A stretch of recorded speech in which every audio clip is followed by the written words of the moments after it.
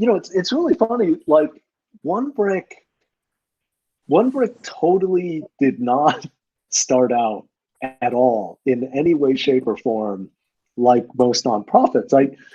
I get the feeling, most nonprofits, you start out, you incorporate, you have a mission, you know what you want to do and what you want to be when you grow up, and everything about your organization is based on that. And like the God's honest truth is one brick came about totally by accident. I mean, literally by accident. Um, this gentleman named Dave, this woman named Charlotte, myself, we went to the San Francisco Food Bank independently to volunteer. We met up, became friends. While we were at the food bank, we were talking about how hard it was to volunteer. You had to go through these like super long orientation sessions. It was always a pain in the butt. And we said, well, hey, why don't we get our friends together and we'll get people to go out and volunteer, and we'll just take care of all the logistics and all that crud for everyone, and life will be much easier. And so we started doing that, and then we had this mailing list, and that mailing list very quickly turned into 500 names and 1,000 names, and it got to the point where we were like, well, heck, Dave knew how to do some really simple wejanky coding, and he was like, let me just put up a calendar with links and people can RSVP and maybe we'll like put in addresses and directions and whatnot, and next thing you know, we had a website up, and people started volunteering with us, and it soon became people that we didn't know. It was just people signing up, and then one thing led to another, and we never ever intended to actually become a nonprofit. We never intended to incorporate, none of that. Here's this crazy story about literally how we became a nonprofit. What happened was we had a bunch of people go out to I forget where in San Francisco, but into a little bit of a rougher neighborhood in San Francisco to do a bunch of cleanup work. And I remember getting a phone call and hearing, oh yeah, our volunteers got shot at. And we're like, wait, what do you mean? Like guns?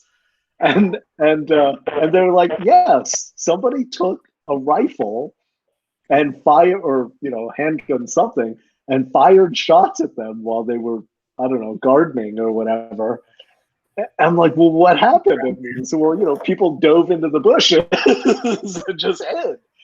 And so we talked to one of our friends, one of our EMs who was a lawyer, and she said, hey, that because you guys are organizing all these events, if anything goes wrong, you could get sued personally for all this, right? And we were like, no, we had no idea. What are you talking about? And by the way, my net worth is actually negative whatever. So even if somebody sued me, what do we really care? But she made the point, hey, the way that mature adults deal with this sort of stuff is they incorporate, they become an actual nonprofit, you get actual insurance, and you become a real organization, and that takes care of X, Y, and Z on the legal front, yada yada yada. And that's literally how One Brick became a nonprofit, because some people got shot at.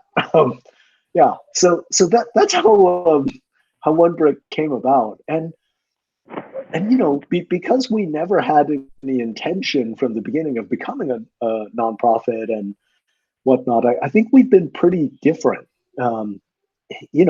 It's from day one, our mission has sort of just been like, hey, let's just make it easy to volunteer. We're a pretty flat organization. We don't have much bureaucracy or structure or any of that stuff. Anybody can step up, take over stuff, do stuff, whatever you want to do, that's sort of the ethos of the organization, I think, and I feel like it's served us really well over the past 20 years. Yeah. Yeah, I don't know. Clive, do I want to talk about this page? Again, this was like, what is it?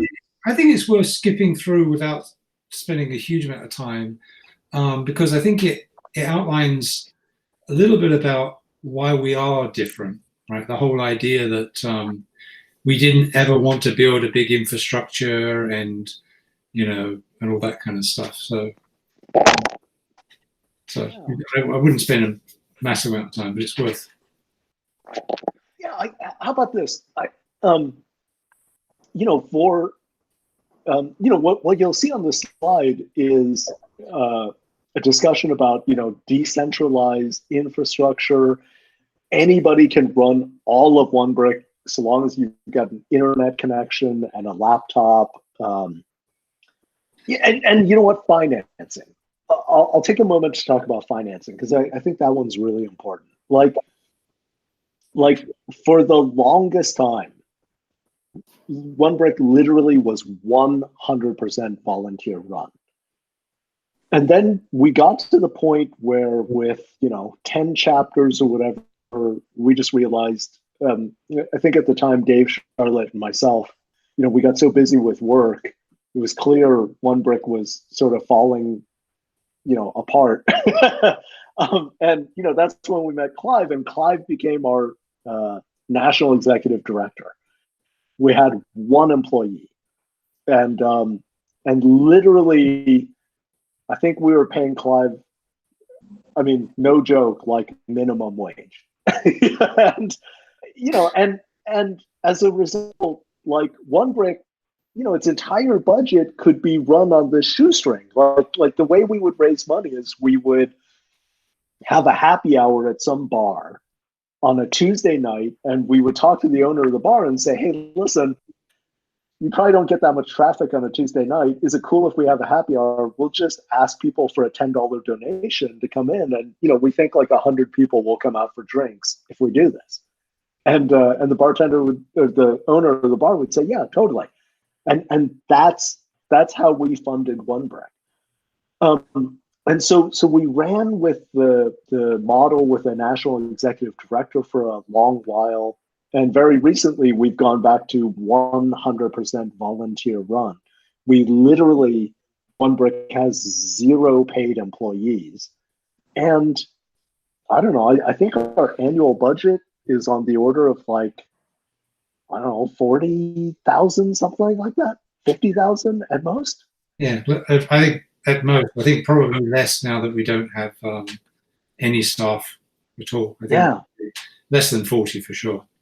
Yeah, and that budget pays for insurance, it for web hosting, it pays for all the clipboards and Sharpies and what is it? The OneBrick fleeces and like literally everything. Training. Yeah. All that stuff. So, and the funny thing is, if you look at comparable organizations, like, I don't know, this was 15 years ago, we looked at some other orgs who, do the same thing that OneBrick does. And, we were just agog in that they had budgets of like $1 million a year. And I remember like one year we went into one of these organizations' filings and looked up how many volunteer hours they did. And I think they did like 20,000 and we did 40,000, so we were an organization that had an annual budget of, 30, 40, 50K. They had an annual budget of $1 million and we did like, double the number of hours that they did. I mean, it's just something crazy. And so anyway, I think by sort of accidentally falling ass backward into becoming a nonprofit, there are definitely some benefits, and that I feel like we've been really efficient, and it doesn't take much to run OneBrick. One small thing before you jump in. Yeah. or two things. One, if people have any questions or comments, feel free to jump in and ask. One thing to bear in mind is when we started OneBrick, there was no Facebook. Most people, I mean, the iPad didn't exist. People didn't have iPhones. So the idea of actually creating a volunteer website was pretty revolutionary. There was no volunteer match. There were no events on Facebook or events on Meetup. There was no Meetup. So it was. I think for most people, it was an interesting way to start organizing their life. So this is Roger. I just got an email the other day saying that our quarterly revenue from Amazon is $302 for this quarter. Yeah, so something like that. I think we get two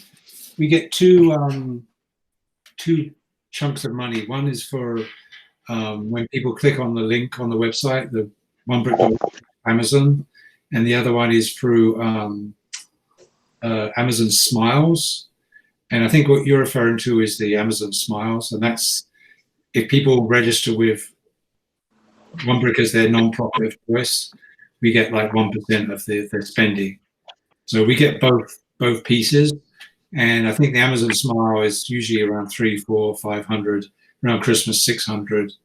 And then the other one, when people use OneBrick.org Amazon, we get about 7%, and that's where we get real money.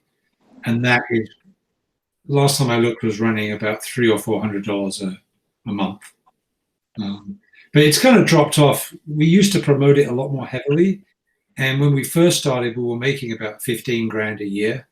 But we were pounding it into people's heads to use the link. And it was before Amazon had an app for your phone. So nobody would use the app. They'd all go to the website. But it's free money. It doesn't cost our volunteers anything to use the link. We make a few grand a year. So it's good.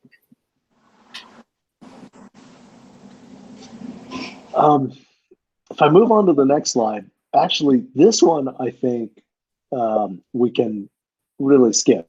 I think at the time we were thinking, hey, let's, OneBrick is going to change the paradigm. We want nonprofits to be as efficient as us, et cetera, et cetera. I think in my middle age, I've got to the point where it's just, whatever. Live and let live, and let's just enjoy life. I've lost the energy to change any paradigm. Well, let's talk about org structure. So I hope you guys feel this as well. OneBrick doesn't really have much in the way of hierarchy. This slide talks about a national executive director. We don't even have that anymore. Really, I would hope that the way you feel is your local chapter is your chapter, and to some degree, within reasonable bounds, you can run it however you want, right? And the thing about OneBrick is, it's really this model where, clearly, it's not like we have some huge corporate governance structure, with all these procedures and processes and whatnot. And so to some degree, each chapter can almost run entirely autonomously. And, we hope that we're helping out with, providing everyone with insurance and a website, and I almost feel like where we have failed, or where we've not done as good of a job, is providing support to each of the chapters, right?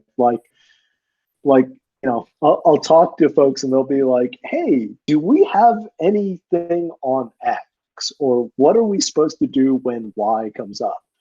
And I think internally, when I talk to Graham or Clive or whoever, we'll be like, "Well, yeah, of course we have that." And we've got this template, and we don't do a very good job of providing that to everyone. And I feel like in many cases, chapters have to reinvent the wheel. And if we just did a better job of providing that information to everyone, things could run more smoothly. And so part of these sessions is that Graham has put forth this Herculean effort and put together just incredible information in this resource guide that has templates, that has, all this stuff codified in this manual that is available to you, to anybody in OneBrick to use. It'll hopefully make life easier and better for everyone.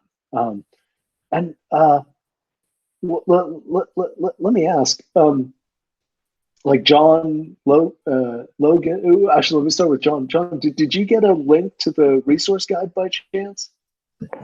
Yes, I did. Ah, okay, fantastic. Yeah, I sent it to all EMs and ECs. Anyone who has a leadership role nationally should have gotten that. Yeah, I did, and I looked at it. Awesome. If you didn't, let me know, and I'll make sure you get it. Awesome. Fantastic.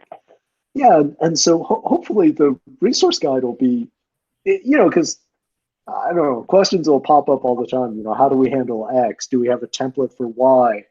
What do we do if we come across Z? And the resource guide obviously can't cover everything, but hopefully it'll have enough information to provide everyone with at least the starting point. Yeah. Okay. Okay. What OneBrick does have is a board of directors. The board of directors does is, what it says here, policy. If there's like high-level policy, if there's stuff with like new chapters and whatnot, making sure that every chapter hopefully has enough coverage so that there's continuity. Obviously, we review the finances every month, make sure we are sustainable, et cetera, et cetera, et cetera. I don't know, Clive, is there anything else to add about board of directors? About policies and practices? No, about the board of directors. Is there anything? I like to think of it as, rather than the traditional kind of corporate triangle where you've got the CEO and board at the top and all the minions at the bottom. I like to think of it as inverted, where the board is set up as a resource for the chapters to use. Most of the people, in fact, all of the people on the board have been around for a while. They've all been chapter directors and played large roles. So my hope is that people view it as a resource rather than some kind of governance organization. And the second thing I think is we try to do as much of the BS as that nobody wants to do and just take it off your hands. So somebody is sending a message, have a question mark, question mark, question mark. Yeah, I think it's Warren. Warren? Yes, hi. How are you all doing? Good. I just wanted, I've been with OneBrick for 11 years or almost 11 years. And Yeah. I don't know what the board of directors is in the 11 years. And I don't know who is on the board. And I've never done a list in the 11 years I've been with the organization. And so it's kind of like this, like this big mystery as to, yeah, we have a board of directors, but I don't know what they do. Got it. Well, so the board of directors is myself, Clive, Elon Musk. Oh gosh, what's her name? Heidi Klum. And probably Chrome too. Sorry, no. Okay, all joking aside.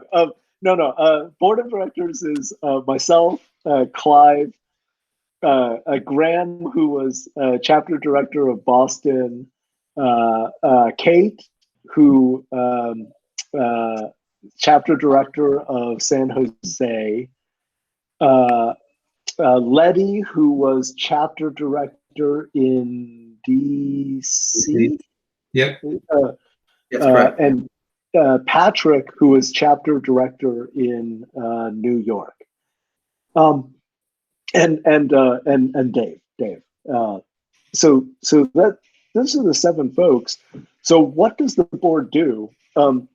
So officially, what boards have to do in any in any organization, in any like incorporated entity, is number one, the board meeting at least once a year, review the finances, and make sure that you're pursuing the organization's fiduciary duty. Like literally, that's what legally an entity has to do. What this board does is we meet once a month.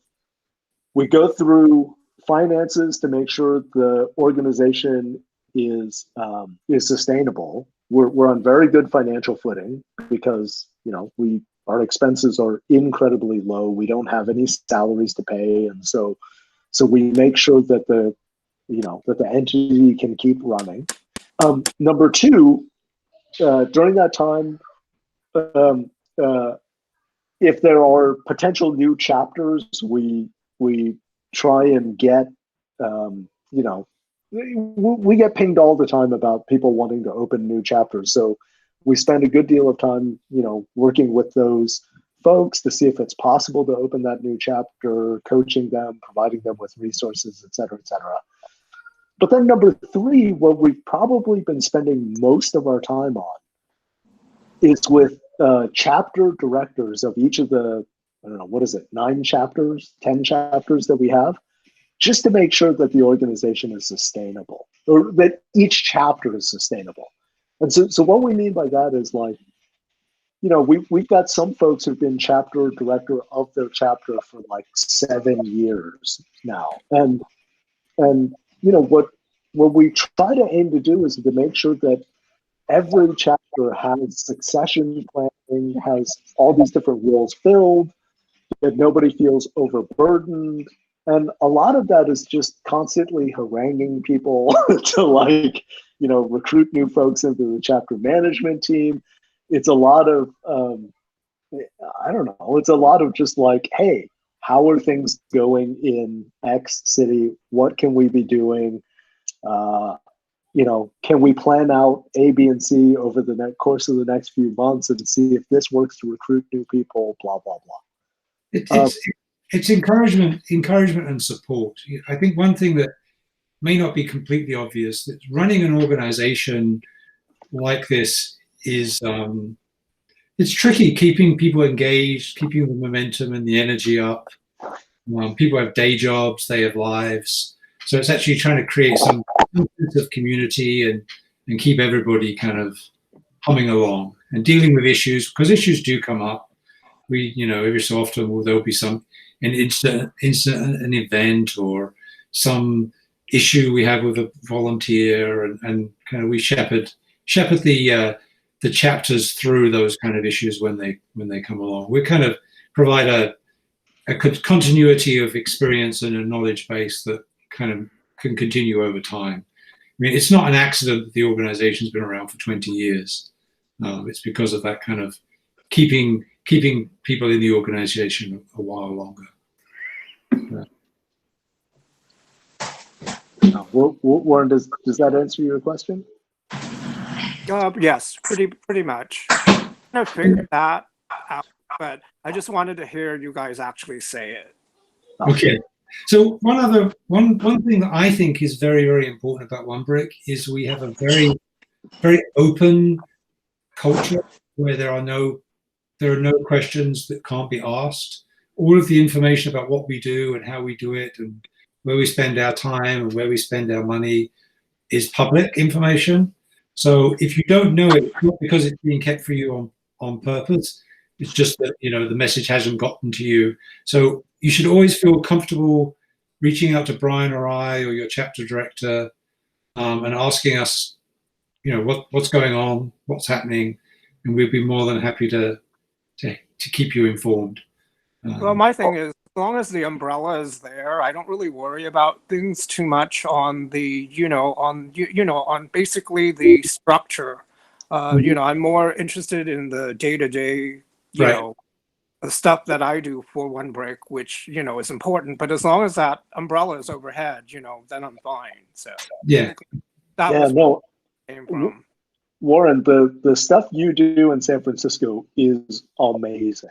It's awesome. Like Mike is constantly talking about, how you're like at every event and how all the new EMs and ECs, it's you recruiting them, and Wilhelm says the same. It's awesome. So if I can pick on Clive, here's what I would say.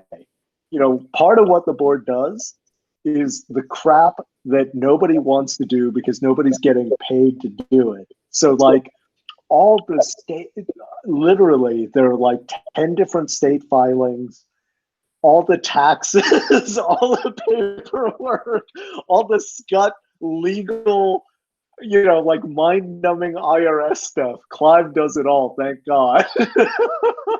And that's also part of what the board should be doing, so that chapters don't have to worry about that stuff, right? So hopefully everyone on this call is like, part of One Brick because it's fun. And we wouldn't want anybody on this call other than Clive to have to do paperwork, government paperwork. I like paperwork. When I first joined the board, somebody quietly said to me, "Oh, by the way, we need to do a tax return. I'm not sure we've done one this year." Turned out we hadn't done one for 3 years, and we were months away from being disemboweled by the federal government. I make sure that happens. I also make sure that we pay our insurance, so that if we have somebody has an accident, you are not personally liable. We have a $2 million umbrella policy, so hopefully, if we ever did need anything like that, it's all there. So the hope is that you don't worry about that, so you can focus on the real stuff that One Brick is really here for, which is actually creating and running awesome volunteer events. So I'll tell a funny story too. This goes to Clive's point about ask anything. Because I remember, this is, I don't know, 15 years ago. I remember in San Francisco, at the time we got this grant from this organization called Charitable Venture Foundation. It was like a donation, right? It was a pretty big donation. And like I had personally just bought a Mini Cooper, just because I needed a small car to park in San Francisco. And at some point, an EM made some offhand comment, like it was like, "Oh, I see that this organization made this grant to One Brick. Brian is, and that's how you bought your car, right?" And it's like, what? No, I have a job. I've got this company over here. I make a salary. This is like the first new car I've ever bought in my life. No, I don't make a dime from One Brick. What are you talking about? And he's like, "Oh, I just, and the comment was, I remember at the time it was sort of like this, Are we spending One Brick's money wisely, so that you can have a car? So it's one of those comments. So yeah, I mean, ask anything. We don't want any sort of misunderstandings like that. Where did the donation go?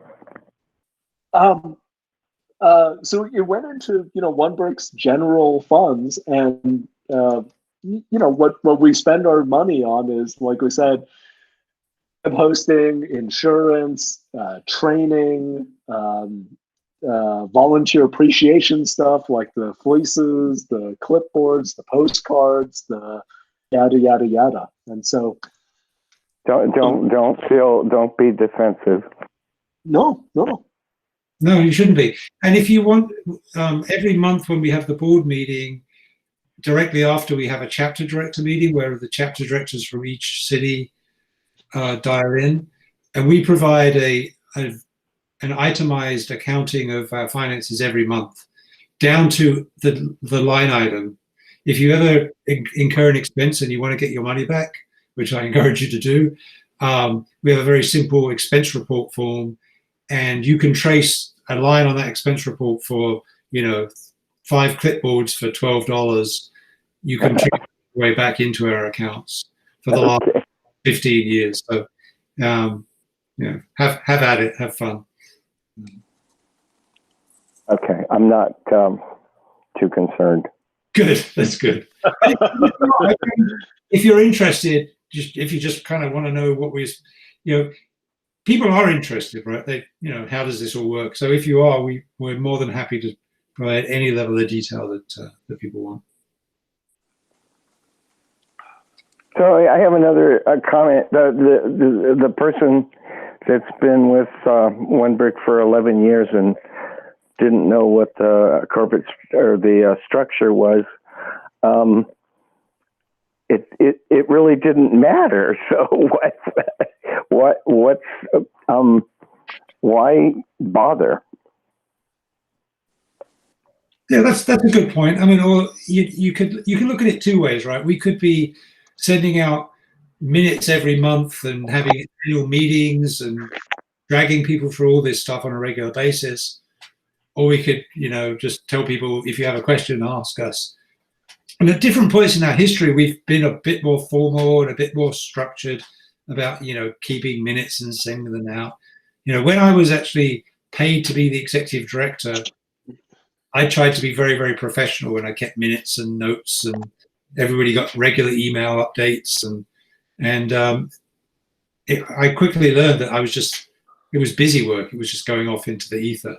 So now it's more on a pull basis. We keep logs, we keep notes, but people have to ask for them. We don't pepper with things that they may not be interested in. Yeah, Clive's been too nice about that. I've sort of gotten more involved in One Brick and started to sort of run the board meetings. And the reality is I'm just so lazy. I haven't really kept notes and, proactively, like Clive says, push stuff out to folks. So it's become by default a poll system. Too funny. Yeah. Too funny. Well, I'm a volunteer, and one of the refreshing and wonderful things about One Brick is that none of that, I don't have to be bothered with any of that. It doesn't concern me. Mm-hmm. But I'm a volunteer, so I'm low on the totem pole. Too funny.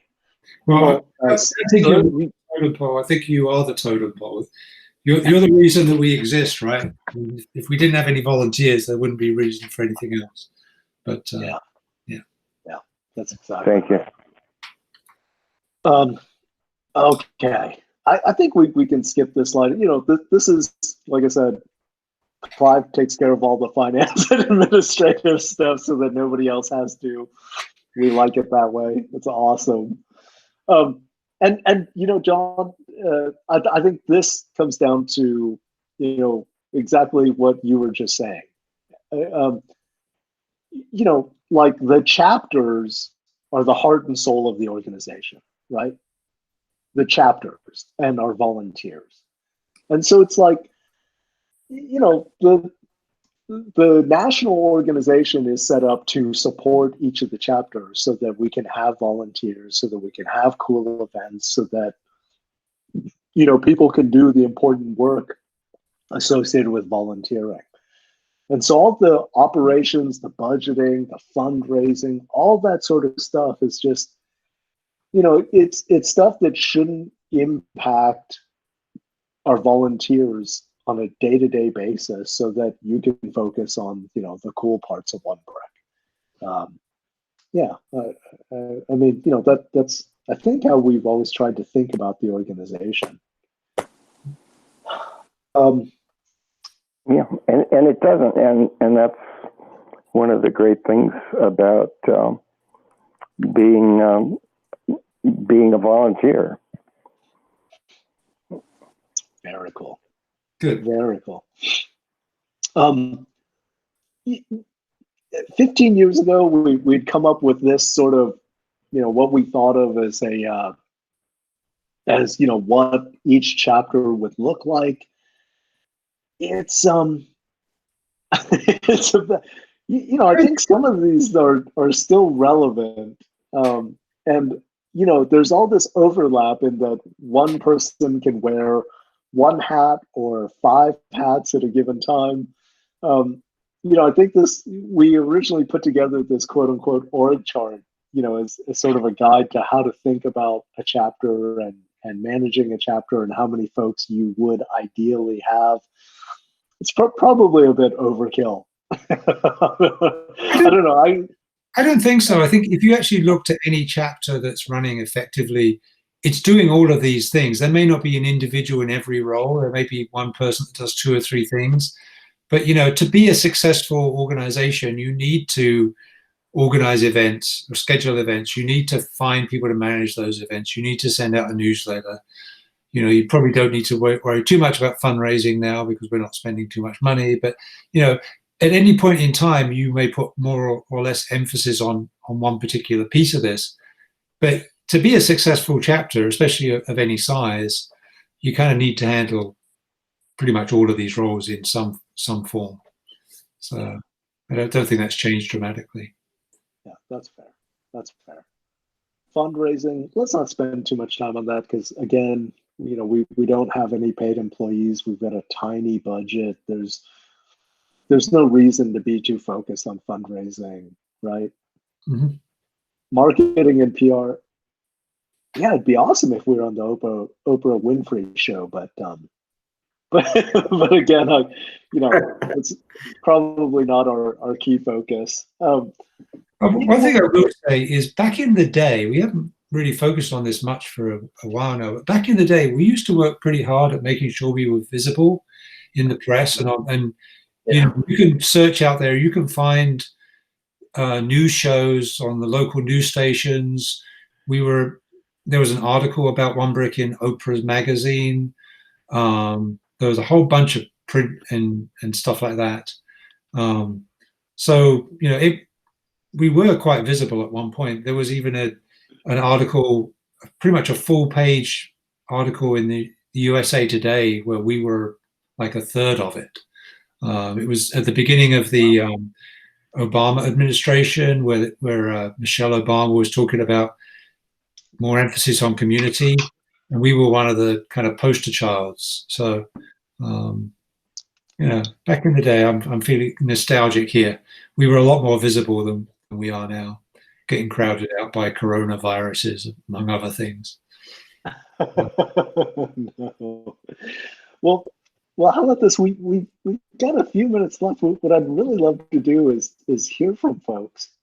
If it's okay, I'm going to go down the list and ask for feedback and thoughts and any sort of. Oh, I'm sorry. Go ahead, Graham. No, I just want to do a plug for the other sessions. So this is the first of 6 sessions we'll be doing to go over the content and the resource guide. So we encourage everyone to join all the sessions, to let other people in your chapters know, other volunteers. Anyone's welcome. Volunteer, EM, exec team members, chapter director. We want everyone to be involved. The next one's going to be on July 13th, and we're specifically going to be talking about recruitment and training of event managers and going over some details with that. So hopefully you'll be able to join us on the 13th. Yeah, no, that's fantastic. So originally, correct me if I'm wrong, Graham, like originally the thought was to try and do these sessions during a retreat with chapter directors, but given coronavirus, then we talked about, in an ideal world, we would have not just chapter directors, but everyone from different chapters and chapter management teams involved, and we would want to provide the resource guides to everyone. Yes. and to answer any and all questions anybody might have. Because the reality is, unfortunately, certainly in my case, I don't have the opportunity to interact with everyone in a chapter the way I used to before, young children and whatnot. And so, we sort of thought of these sessions as a phenomenal way to get to know folks in different chapters. Mm-hmm. And I know we've got, certainly Kate has put together some trivia nights and whatnot, and hoping to get the opportunity to meet folks and get to know folks better. Oh, yes. So I see. So I live in Sacramento, and I've probably only done about 3 events with the Silicon Valley chapter, but I've been to New Orleans 4 times and getting ready to go a 5th time. So my dream is to start a chapter in Sacramento, but Kate advised me I need helpers, and I've passed it around, and it's hard to find people to help me start it. But anyway, that's a goal, so that's why I'm here. Oh, that is awesome. Great. And apologies, what will you tell us your name again? Christine Canello. I don't know why I can't get it on here, but yeah. Okay. Fantastic. Yeah, Christine, that would be awesome. I think Kate's right. Like, I think everyone tends to want to start a chapter, and if you're really passionate, you're like, I can do it all myself. And that is like definitely a recipe for burnout. Yeah. So I mention it to people and they're enthusiastic, but then, I need a group to do it. So we'll see. Awesome. Meanwhile, I'll keep coming to Silicon Valley events and New Orleans. Fantastic.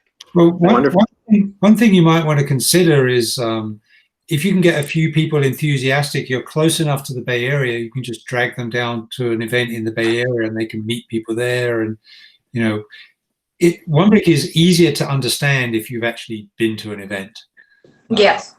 And, or drag them up to the event that we do up at the camp up in Campo Kaizu. Campo Kaizu, yeah, the kids cancer charity. That would be an awesome way to introduce people to OneBrick. As well. Okay. Sweet. This is John. I have a joke now. Excellent. Oh, sweet. Why should you never believe a clock? Why? It's usually secondhand information. Very good. Better late than never. I think we had somebody join with area code 213. Are you still on the call? Who is that? Yes, they're still here. Yeah, somebody has the area code 213, but they're on mute. Hoping to find out who it is. Yeah, 213 is Southern California, and I'm in the Bay Area. Oh, that's you. It's you, John, is it? It's just an old number. Yes. No. Doesn't matter. Well, any more any questions? No. Stefan, can I bug you? Apologies. I think this is the first time we've met. Can I find out which chapter you're from? Oh, well, not from. I'm in the Boston chapter. Guess been around. It's coming on. It's been a while, Stefan. Probably 6-7 years now, right? I think it might be a little. Yeah, just about that. Yeah, 7 years. Yeah. Wow. So he's a bit of a legend out here. He is. Certainly is. Oh, he is in New I'm Orleans. just an old man. That's all. Oh, that's awesome. That's awesome. Yes, and I know Christine through the New Orleans. I've been on that trip twice, so Yeah, we had dance lessons and everything. the good time. Wow. Oh man, that's awesome. And it's amazing. You've been with One Brick for that long now, and this is only the first time we've got to meet each other. I apologize. I wish. You don't apologize. Hey, listen, we're in a bit of a different world now, so I understand why. Yeah, the meeting and dance lessons probably aren't going to happen for a while. Very cool. And One Brick John with the beard but no mustache. Sir, how long have you been with One Brick? Wait a minute. Oh, probably going on about 15 years now, something like that. 15 years. I've met you, Sunnyvale, so we've met. And where are you, John? Silicon Valley. You've met me without a beard, though, Brian, so that's why I look different. And I might have had it's been a while. Well, I'm John in the Bay Area, and I've got a beard and a mustache, and I'm really hairy. So, John, Especially now, because I can't get a haircut, and I never thought I'd have too much hair, except in my nose or in my ears. But I can't. The barbers are all shut down. so I'm looking at John's account page on the website. You've been with us for 13 years and 10 months. You've completed exactly 200 events. No, that's not me. No, the other. That's me. Unclear. The other John. But yeah, That's another one. about right. I think my batch is like 2006, so 13 years, 10 months sounds exactly right. Yeah. Wow. That is amazing. I don't quite have Baldwin numbers, but yeah, I've been to a few events. Nobody has Baldwin numbers. Yes, Come no on. human has Baldwin numbers, yes. Well, the Warren's trying.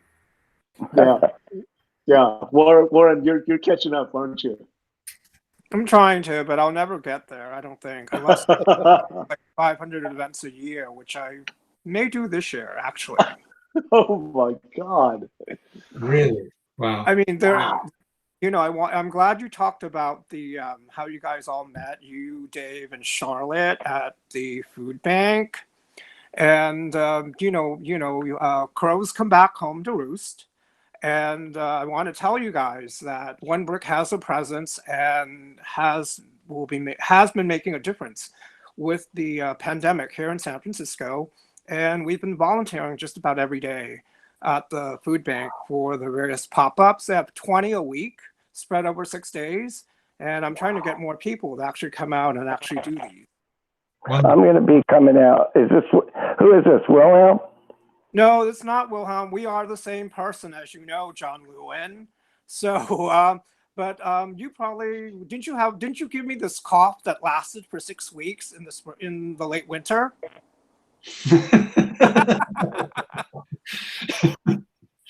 But anyway, about Chinese viruses.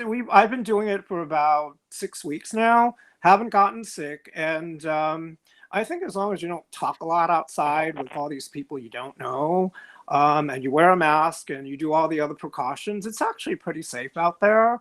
You just, there's any time where you're drinking or doing, something, without a face covering on your face, yeah, you're going to get those droplets up your nose and pretty much down your throat as well. So, but basically, well, you're scaring me now. The food bank, and we are supporting their pandemic, and they went from doing about, I think, 3,200 families or something like that. I think it was 32,000 families a month to 60,000 families, and we've been helping in that effort. Wow. All right, well, I'll be coming over there. Yeah. Awesome. Yeah, well, they're our longest served organization, right? I don't know how many times we've been there, but we've been going there a couple of times a week for 20 years. So whatever that is, that's, we've been going 6 days a week. So we're continuing that trend. That's tremendous. Awesome. Well, hey everyone, thank you so much, so much for joining the call. If I could ask a favor, if you would reach out to other folks in your chapter for the coming sessions, we'll be sending out more reminder emails, et cetera, et cetera. Graham has done, just Herculean work to get the resource. It was a team effort. I don't want to take all the credit. It was a team effort. No, it was all Graham. Just 100% complete. Nobody else anywhere ever contributed to anything. It was just no, I think the coming sessions are going to be much more sort of substantive in terms of nuts and bolts associated with specific topics. We wanted this first session to be much more about jokes. I think, which wasn't a huge success. I'll be prepared. I think we can unofficially crown Stefan the winner with a silent P. I can appreciate that. Yeah, no, I'm gonna tell that joke to my kids right now. It was an amazing joke. Funny enough, got it for the kids show. Good night, everybody. I'm signing off. All right, take care. Thank you for joining us. I'm going to send out a quiz after this, and there will be a couple of gift cards for Amazon if you can answer the questions. They're based on what we've talked about this evening and a few questions about things that are on the website. So there'll be like a $25 Amazon certificate and maybe a couple of $10 certificates. So watch your email for a link to the quiz. So excellent. Hope to see you guys on July 13th. Okay, take care. Great night. Good night, everyone. Bye. Take care. Bye.